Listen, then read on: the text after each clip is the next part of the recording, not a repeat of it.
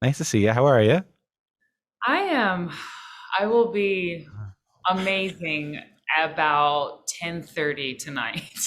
I should point out for people who don't know, I'm talking to you at like noon on premiere day. Yeah, yeah, it's pretty crazy. It's pretty. What emotions do you feel at noon on premiere day? Um, well, I'm almost kind of over. I'm almost like I can't feel much of anything because it's been such a roller coaster. I mean, because things come up, and in the time of COVID, I mean, it's just there's been some scares, and you're just kind of like, I don't even know. We've had to overcome a lot. The world throws something at us, and we're all like, okay, we're gonna fix this because we're gonna be there Friday night. It's gonna happen, and it is. I mean, but that includes you. I mean, it's like you saying yes to an opera is an example of that. Like, what made you want to say yes to this? Um, well, an opportunity to tell a story that has been overlooked, has been erased, has been, just needs to be highlighted. Always is the catnip for me. It's always the carrot, you know, and it's led me into things that I've never thought I'd do. I've written a ballet score and played that score. I've done a lot of things that I never thought I would do in the pursuit of being able to tell that story. And so when I'm given an opportunity to do that, and I feel like I have something to offer in that, I say yes first, and then I kind of figure out how I'm going to do it later. Can you tell me a little bit about Omar, who the opera is based on? Yeah, Omar ibn Said was a Senegalese Quranic scholar from the region of Futa Toro in Senegal, and he was at the age of 37 captured, sold into slavery, came across on the Middle Passage, and his first port of call was Charleston, South Carolina, which is, I think, at least, if not more, 40% of all enslaved people to the Americas came through Charleston. And so he was sold there, and he actually ran away from that plantation that he was sold to and ended up in Fayetteville, North Carolina, which is quite a hike. I've actually done that stretch in the car, and it's like 3 hours in the car. So he made his way up there, and where he was sold to a man who he then lived with that family for the rest of his life. And he wrote his autobiography in Arabic, which is the only document of its kind that exists. Somebody who was enslaved who wrote that in the language of Arabic, and he's just a remarkable figure. I mean, he died in his 80s. So he was over 50 years enslaved in the United States, and was able to quote huge passages of the Quran like from memory. He's writing this out in Arabic. This is years after he's been on the shores of the United States and having no connection to that world of the Quranic study, back home, and not being surrounded by anybody who speaks or writes Arabic. So he's a remarkable human being. I love the story I heard about the composition of the music for this opera, because I think there's a world in which I thought of you sitting down at like five keyboards and a harpsichord and Sibelius and doing counterpoint and doing, I mean, and I love that you compose a lot of this music on the banjo, right? And then brought that to the orchestra. Well, I brought that to my co-composer. So that at this point in the juncture, we should talk about Michael Abels, who Let's do it. I brought in to the project. They initially wanted me to work with the librettist, and I said, I think maybe I can write the libretto, but I'm going to need a little help with this, or a lot of help, because I do not do Sibelius. I do not, I got C's in all my theory classes. Like, I don't know how to compose from a dots and paper point of view. I know my ear, and I know what I know. And I write really good melodies, and I have a really interesting harmonic sense. And I had, very strong notions of, when it's Omar, it's modal based, and it's written over a banjo ostinato. And when it was um, Owen in the second act, it's all Western harmony and chordal based, melodies.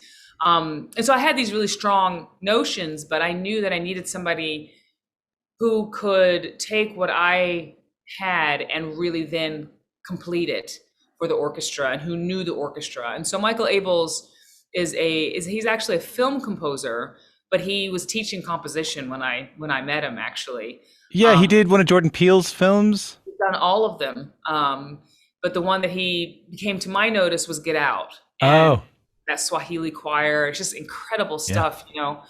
And I had this crazy idea. I was like, let me reach out to him. Who knows? You know, I didn't know him, and I just sent him an email, and I was like, hey, what do you think? You want to write an opera? You don't know me, but and I was doing a show in LA, so he met me there, and he said, you know, you don't know this, but I've always wanted to do an opera. So I brought him into the commission, and it's just been an incredible collaboration. So what I would do is, you know, all the main pieces, like the arias and the set pieces and the chorus, choirs and stuff, you know, I would sit down and I would have my banjo or cello banjo or a piano or guitar, whatever I had at hand, and I would write by making it. So that's how I compose is all, it's like I'm singing it and composing it as I sing it. And then I go, okay, that's not right. And then I sing it again. And then I change it, you know, and then I record that on my phone and I send it to him on WhatsApp. And then he transcribed it and then he orchestrated it and added his own, you know, added elements in or brought back themes that I had written somewhere else in a very, you know, very innovative way. I mean, we wouldn't be here if not for him. You know, I knew I needed somebody like that to collaborate with, but you know, Spoleto still wanted me to be the lead composer. So since he's a film scorer, he's very used to working with somebody else's vision and Yeah. making that fulfill, you know, really bringing that to life in a way that only he can do. And so that's how he approached, you know, this collaboration, is that I was basically, you know, kind of writing the film and then he was supporting it with all of his genius. And it was a really incredible collaboration. Like there's stuff where I'm like, did I write that or did he write that? You know, it's really amazing. Like he found, I don't know how he did it, but like he found his way into my head and then brought me to his place, you know, a little bit too. And it's a really beautiful mix. I think for people who would know you from folk music and who would know you from the Carolina Chocolate Drops or would know you from the solo records, when you said I got C's in all my theory classes, I mean, that's going back to, you went to the Oberlin Conservatory, very, very prestigious classical music conservatory in Ohio, I think. Mm-hmm. And was it opera singing? Were you classical singing?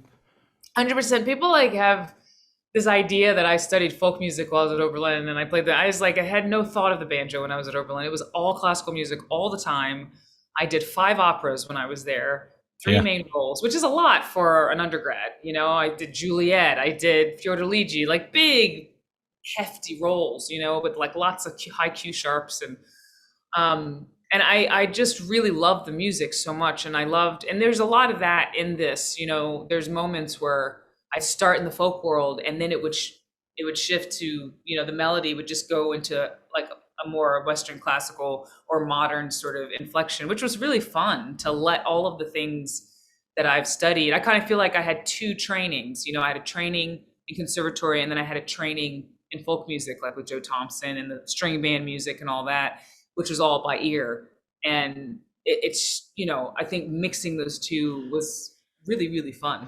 Was that a conscious decision to move away from classical music, from opera, and focus more of your attention, at least at one point, kind of all your attention on folk music? It was, because when I graduated, I did a year of grad school and I love doing opera. Don't get me wrong. I love it. I didn't like the world around it.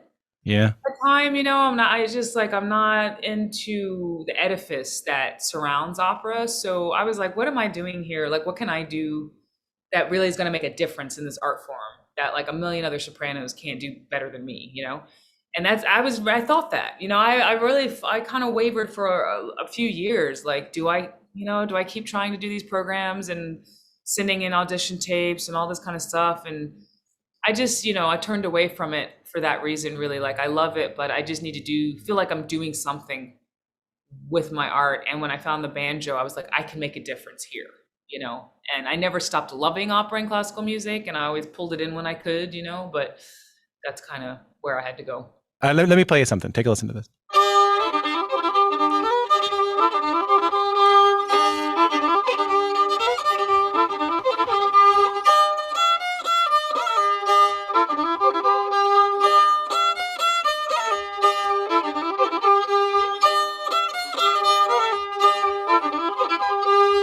Got a rambling mind, don't got a rambling mind. Don't I got a rambling mind. Don't I got a rambling mind. Don't I done jump the fence. Going on down the line. Rhiannon, can you talk about what we're listening to? Well, yeah, I recognize that like by note two. That's Joe Thompson playing "Donna Got a Ramblin' Mind," and yeah, he's an African American fiddler from North Carolina that I basically me and the other original Carolina Chocolate Drops apprenticed with for many years. Towards the end of his life, but he was still playing when we met him, and he passed his family's music on to us. What was he like?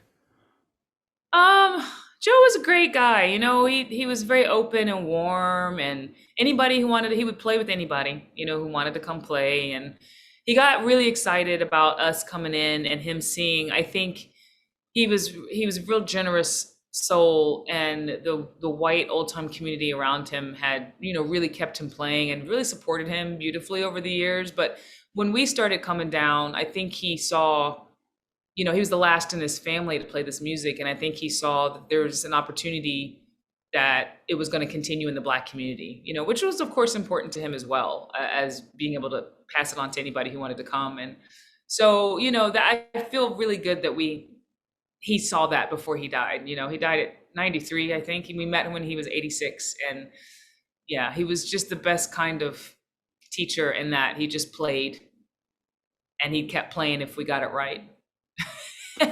He'd stop if we weren't doing it. And that was it. We had to figure it out, but he would play all night. He'd play as long as we wanted to play. And that was really beautiful. It's a really old style that's just not, you don't see it anymore. Now you go to a class to learn old time music, and you've got like sheet music and stuff or recordings. And it's just, it's fine. It's a whole nother way of doing it. But that old style of you just go play with somebody and that's it, and you just absorb it over years of playing. We were lucky. I think about that a lot, Rhiannon. Like that is my friends are tired of me talking about that because I come from playing. I mean, you live in Ireland most of the time. Like I come from playing so Newfoundland music, which is like community, music around a table. I learned how to play that music by sitting around with other musicians. I play a weekly Irish session in Toronto where I learn from playing, and I don't want to be judgmental to people who go to schools to learn how to play this music. I don't want to be, but I kind of am. Well, you kind of go, what are you learning it for? That's my question. Like I have this. I'm torn about these schools because I've been to them, I've done workshops at them, and I find without a cultural connection, without a cultural context, what does the music mean and why are you playing it? And what I find is a lot of young people that just want to play a lot of notes. Yeah. Play really fast, play really like groove for groove's sake rather than for dance, right? I don't know, it's just becoming something else, and that's hard to watch, but it's kind of like, so is our society. I mean, where are the community, the people like Joe who used to play for the dances? Where are the community dances? Like they've disappeared for the most part in a lot of places, like especially in the South and the North of the States. So it's hard. So I've been talking actually a lot to Justin Robinson about this. He's one of the other original Carolina Chocolate Drops, and we're just kind of contemplating what is it that we owe to the tradition. He and I, like, we are the heirs to Joe's fiddle and banjo music, because we played fiddle and banjo together with Joe. So we play with each other like we don't play with anybody else. I'm sure you have experiences like that, and it comes from a shared cultural experience and a shared musical experience. And so we've been talking a lot about that. So we're right there with you. How do we pass this on in a different way that doesn't involve books and it doesn't involve, classrooms, Yeah. So it's very much on our minds. Yeah. When you were with the Chocolate Drops, did you ever feel funny about performing this music on a stage? Yeah, but we weren't doing that as a new thing because by the time we met Joe, he was already in that generation of community musicians who had been rediscovered after the war Yeah. and, sort of taken around and sort of having a performing life. I mean, that happened with a lot of folk artists that, before the war, they had a function that was different from after the war. And that's just kind of the way it is. That's the way it is. So I think the question for us was, because we ended up, we mixed it in with stuff, and we were always an entertainment geared band, with my voice and Dom's, theatricality, and Justin's, just personality, Yeah, we fortitude. He was so strong on that stage, he was just like an oak, so he was the anchor for me and Dom. That's why it worked, that trio for as long as it did. And I think that, we always put Joe's music in the context within a larger show that was meant to entertain, which is why I think we did so well for an old time group, because we didn't just do old time music. We did hokum, we did blues, we were basically a real traditional black string band. That's what they did. They did all of it. They did popular music. They did, and so I think that was okay. We could, we made it work. It would have been weird to just get up there and play Joe's music, kind of sitting in a circle for an audience. I don't know.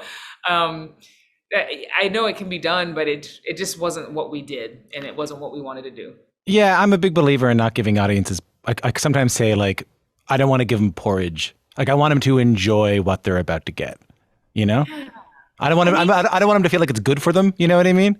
Yes, I mean, like, if I want to hear straight old time music, I want to be at a dance. Yeah. I don't want to come sit and listen to a lot of intricate tunes and like.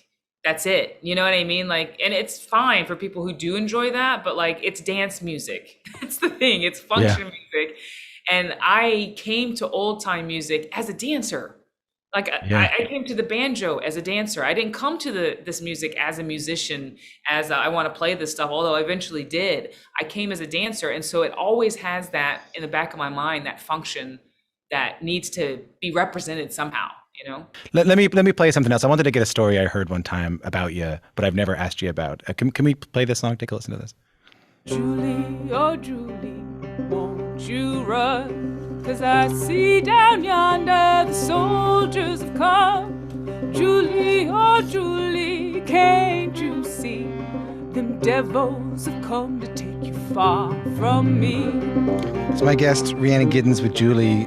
So here's the story I heard, is that Peggy Seeger, legendary folk singer, her brothers were Pete Seeger and Mike Seeger, half-brother Pete Seeger, brother Mike Seeger. Her mom, like legendary classical composer Ruth Crawford Seeger. Yeah. So like this like gargantuan of folk music asks you to play that song for her, and that's a big moment for you. Is this right? That's right. Yeah, it was at the Rooster's Wife, actually, which is a concert series in Aberdeen, North Carolina. And I just came to see her. And the woman who was running the series at the time said, "Hey, why don't you come early and you can meet Peggy? Because I know that she's one of your idols and stuff." And I had met her before, like really briefly. And we were talking before the show, and I told her I was just sort of opening up about this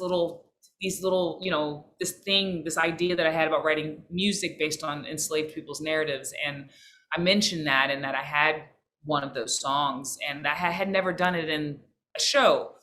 And so she said, "Well, why don't you do it on my show?" And I said, "Really, tonight?" And like, okay. And she graciously, gave me the space on her stage to do that for the first time. And I totally cried at the end.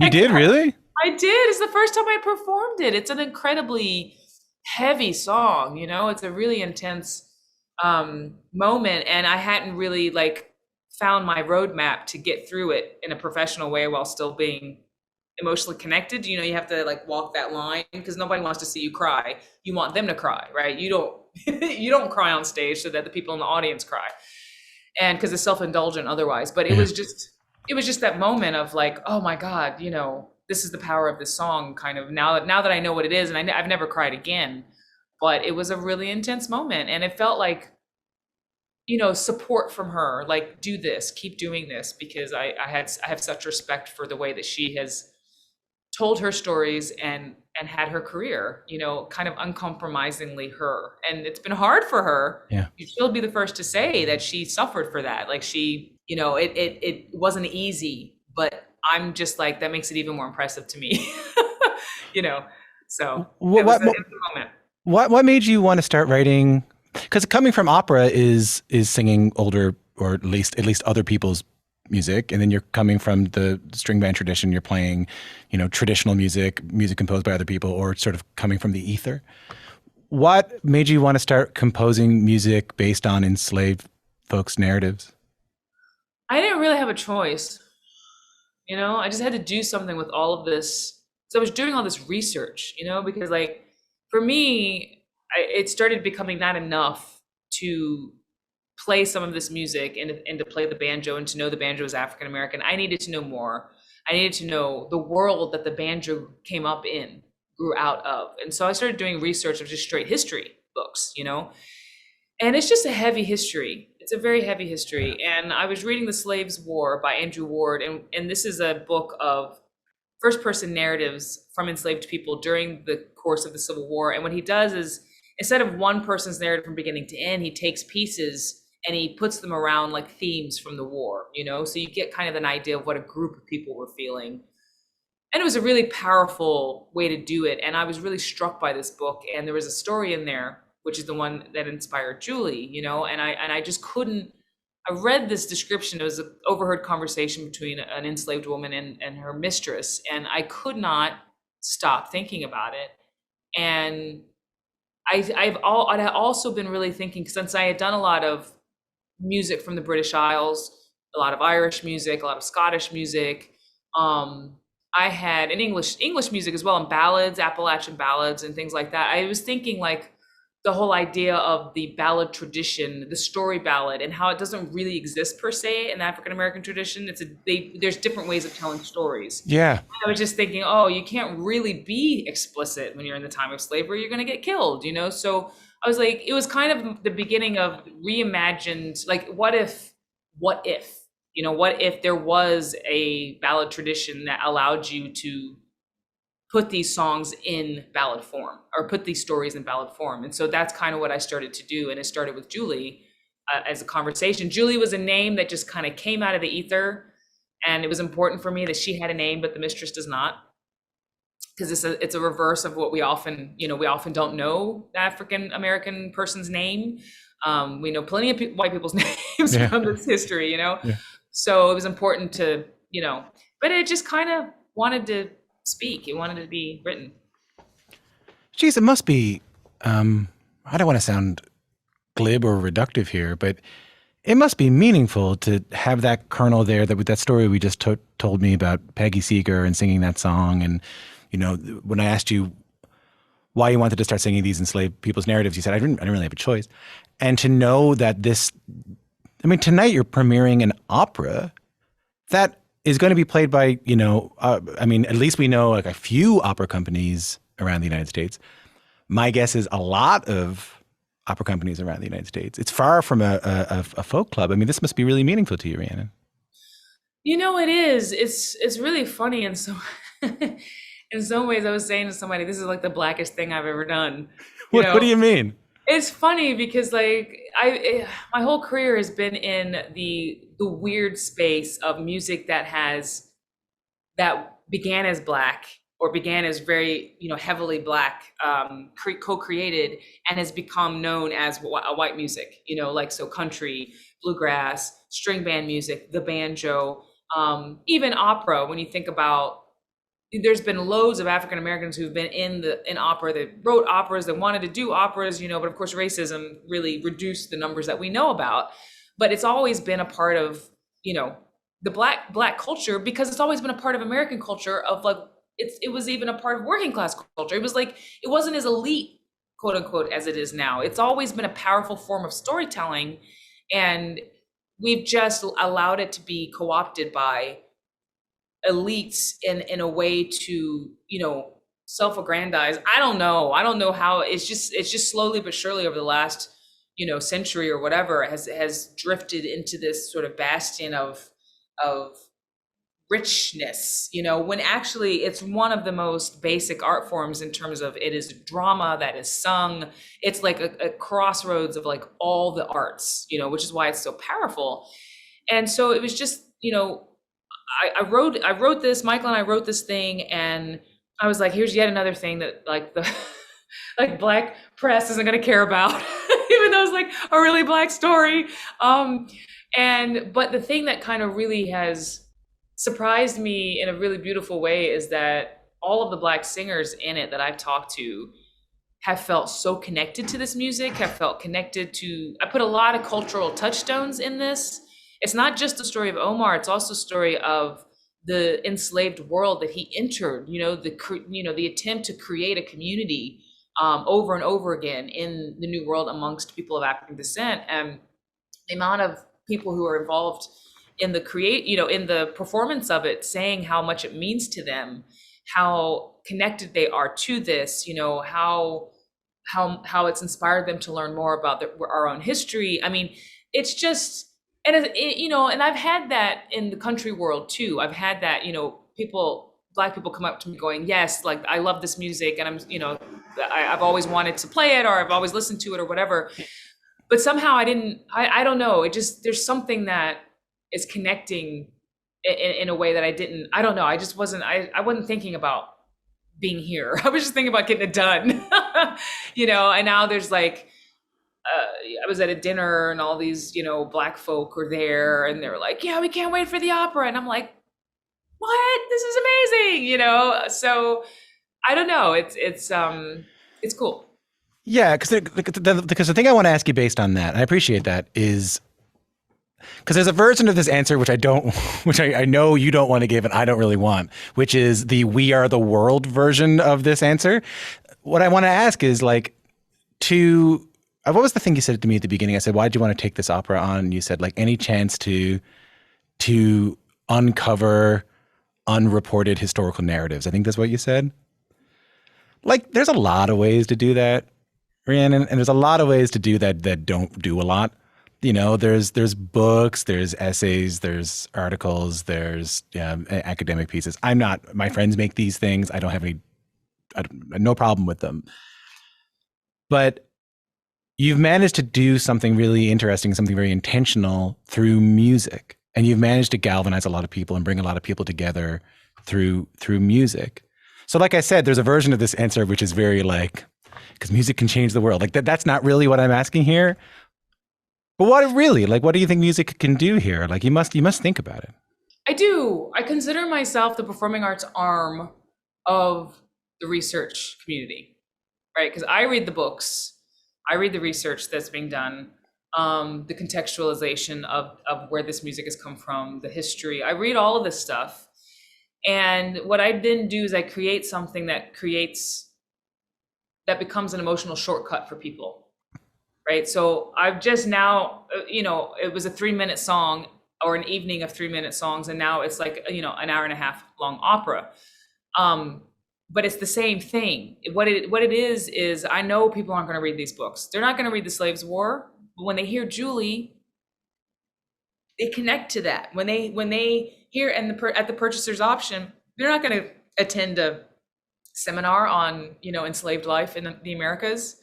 But when I tell the story about the purchaser's option, which is based on a slave, an ad for trying to sell an enslaved person.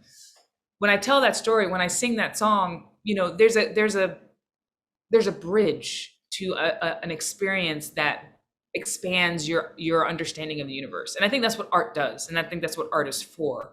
And I think music is an innocent, right? Music is blameless because it is neither this or that. It is itself. And what it is, you have to like harness it.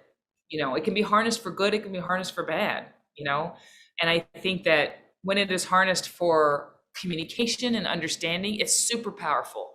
It's really, really powerful. And it is a way, and this is not a "we are the world" answer, but it is a way that we continuously come together in the history of the United States anyway. It's a way that people have come together over and over and over again, and they've been divided and divided and divided and split and split and split. And we have many horrible tendencies. We kill each other. We do a lot of terrible things, but music seems to be something that is consistently something that brings people together, because it is just a deep part of human nature. And you don't have to talk about politics, but you can say, here, show me that lick, and then all of a sudden you've created something that is of both of you. So I think all of those things are at play in the work that I do. Yeah, for whatever it's worth. I mean, I don't know what it's doing, but I'm just going to keep doing it until I wouldn't be in the music industry if I didn't have this mission, for sure. I'd have been out, because I can't, the narcissism of it. And it's so not something that's good for me, but I can focus on the mission. And if it's good for the mission, I will do it. I will wear makeup if it's good for the mission. Well, yeah, I understand. This is how I want to close. Do you still get to play social music? Like, do you still get to jam? Do you still get to play? No. Oh. No, I don't even practice. I'm so tired. When I'm home, I'm usually with my kids and I'm cooking and, making sure they're doing their homework and taking care of them. And I don't pick up my instruments until I go on stage. And I miss it. I was never a big jammer because, I came to instrumental music pretty late. So I know what I know, and I know my performing tunes, but like, I can't just pick up tunes for 3 hours. I just, I'm not interested in that.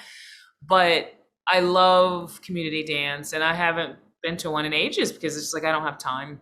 And I do miss that. And I'm starting to, kind of go, okay, I've done a lot. I've done as much as I can for like 15 years, and I need a break. And I definitely am looking forward to the end of this year, kind of taking some time, to just try to be a curious musician again, and put down some of this weight for a while. Like I won't be able to put it down forever, but like after this year, I definitely am going to need to set the packs on the floor for 6 months. Well, that makes me really happy. Rhiannon, I love talking to you. Thanks so much. Yeah, it's been lovely. And it's so funny because I hear the ring of Ireland in your voice, but in this very kind of subtle way, and it's nice. Yeah, just a few words every now and then, and It's a flow thing. It's interesting. It's very interesting. So. It's a weird little place I'm from. Lovely. Congratulations on everything. Thanks for being here. Thanks for having me.